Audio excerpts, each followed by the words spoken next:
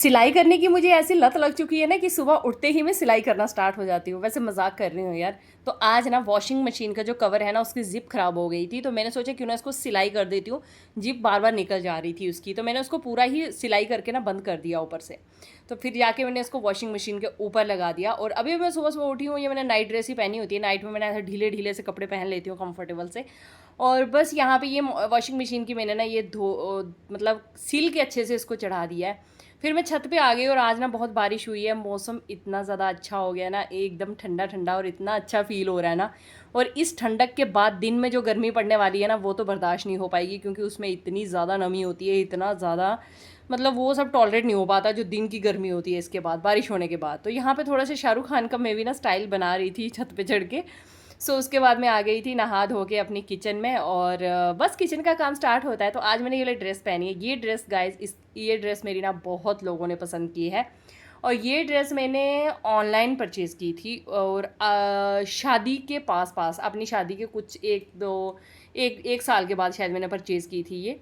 और ये इतनी पुरानी ड्रेस है ना, और ये मैं तब मैंने अपनी फ़िटिंग में बनाई थी, और अभी तक ये वही फ़िटिंग है। मतलब उसी फिटिंग में ये मैं पहनती हूँ। पीछे के दिनों में जब मैं आई थी, जब एकाग्री होने हुई थी, उसके बाद ये मुझे फिटिंग मतलब नहीं आ नहीं रही थी, टाइट हो गई थी थोड़ी।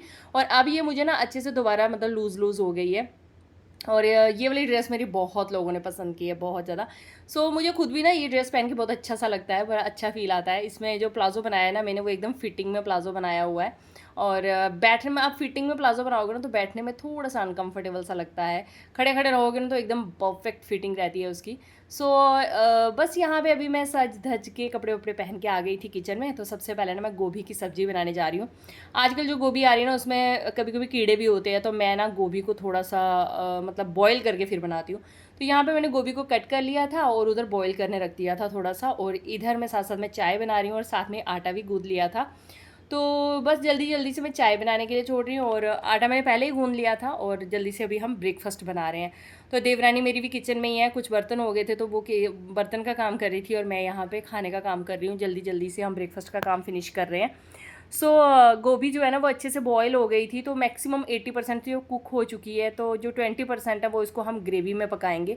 सो इस तरह से जो गोभी मैं बनाती हूँ ना, वो भी मुझे बहुत ज़्यादा टेस्टी लगती है। तो गोभी को बनने में अभी मतलब बॉयल करके छोड़ दी हूँ, तब तक चाय बना दी थी। और फिर मैं और मेरी देवरानी हम दोनों बैठ के चाय पी लिए। और जब तक मैं जम्मू में हूँ तो हम दोनों साथ में चाय पीते हैं, साथ में खाना खाते हैं। बहुत अच्छा फील आता है यार। और जब वहाँ चली जाती हूँ ना, फिर से वही हो जाता है, अकेले अकेले बैठो, अकेले अकेले खाओ, अकेले अकेले जो करना है बस अकेले, वो कुछ मज़ा नहीं आता उस ज़िंदगी में। सो फिर मैं आ गई थी किचन में दोबारा चाय पी के, और अब मैं ग्रेवी बना ली है मैंने प्याज टमाटर की अच्छे से, और फिर उसके बाद मैंने गोभी डाल दी थी। और ये मैंने ग्रेवी बना के फिर गोभी डाल के इसको, गोभी को अच्छे से पकने छोड़ दिया था 10-20 मिनट के लिए। और फाइनली हमारी जो सब्ज़ी है ना गोभी की, ये बन के तैयार हो चुकी थी। इसके साथ साथ मैंने चपाती बना दी है, और फिर उसके बाद में गर्मा गर्म चपाती बच्चों को भी सर्व किया। बड़े भी आ गए थे सब घर पे। सो सबको यहाँ पे हमने ब्रेकफास्ट करा दिया था। पापा और भी आ जाते हैं 11 साढ़े 11 बजे तक, पापा भी आ जाते हैं। सो फिर सब लोग, मतलब बच्चे तो पहले खा लेते हैं, लेकिन बाकी लोग जो है वो बाद में खाते हैं। सो फिर उसके बाद हमने ब्रेकफास्ट कर लिया था। और साथ साथ में मेरे किचन में बाकी का काम भी चलता रहता है, साथ साथ में मेरी रील्स भी बनती रहती हैं। मतलब एक कहते हैं ना, फुल फुल टॉस इन्जॉय रहता है मेरा किचन में। मतलब बीच में मेरी कुकिंग चल रही होती है, बीच में खाना वाना सर्व हो रहा होता है, बीच बीच में डांस भी चल रहा होता है। और फिर ये सब होने के बाद मैं आ गई थी बाहर, और सबको खाना वाना खिला दिया था। अब मैं छोटी बेटी को सुला रही हूँ, और साथ में बड़ी बेटी को कुछ पढ़ने बिठाया है। वो तो मतलब जब से जम्मू आई है ना, बस खेलने में खेलने में खेलने में। सो उनको सुला दिया है छोटी को मैंने, और अब मैं आ गई हूँ अपने उस काम पे। ये ड्रेस मैंने जो पिछले व्लॉग में कट करके रखी थी, और आज मैं इसको स्टिच करने जा रही हूँ। तो बस मैंने यहाँ पे ये वी नेक बना दी है। इस पर बहुत सारे कमेंट आए कि ये नेक आपने कैसे बनाया है। बहुत ज़्यादा आसान है।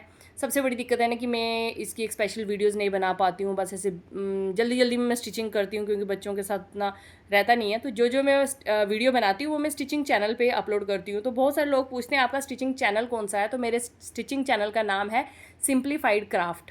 तो आप कहीं भी मतलब यूट्यूब पे सर्च करोगे वहाँ भी आ जाएगा, यहाँ पे सर्च करोगे फेसबुक पे तो यहाँ भी आ जाएगा। और उस पर मेरी अपनी फ़ोटो लगी हुई है, सिंप्लीफाइड क्राफ्ट उसका नाम है, ठीक है। तो बस यहाँ पे अभी मैंने जो ड्रेस स्टिच किया, तो मेरे ना बैठे बैठे कमर में ही दर्द हो गया था, तो मैंने प्लाजो स्टिच कर लिया था, कुर्ता स्टिच कर रही थी। तो तब तक लंच का टाइम आ गया था। मैंने सोचा पहले लंच जल्दी जल्दी से बना लेती हूँ, फिर उसके बाद में जो है अपनी स्टिचिंग करूँगी। तो किचन में आ गई थी, अम्बल बनने रख दिया था और दाल मैंने बॉईल करने रख दी थी, साथ-साथ में मैंने जो चावल है वो भी धो दिए थे। तो अम्बल मैं आम का यहाँ बना रही हूँ और आम अच्छे से बॉईल हो चुके थे, नरम हो चुके थे, तो फिर मैंने सोचा चलिए तड़का लगाते जल्दी-जल्दी इसको। तो पहले मैं दाल को तड़का लगा रही हूँ, तो आज मैं बना रही हूँ चने की दाल, चावल और साथ में आम का अम्बल, अम्बल मानी भी कई लोग बोलते हैं, जो भी बोलते हैं मतलब अपने-अपने, वही बना रही हूँ। बस उसके बाद मेरा किचन में अंदर-बाहर टूर लगता रहता है, तो बस उसके बाद मेरी दाल बन चुकी थी और अब मैं बनाने जा रही हूँ अम्बल। तो ये चने की दाल मैंने बनाई है।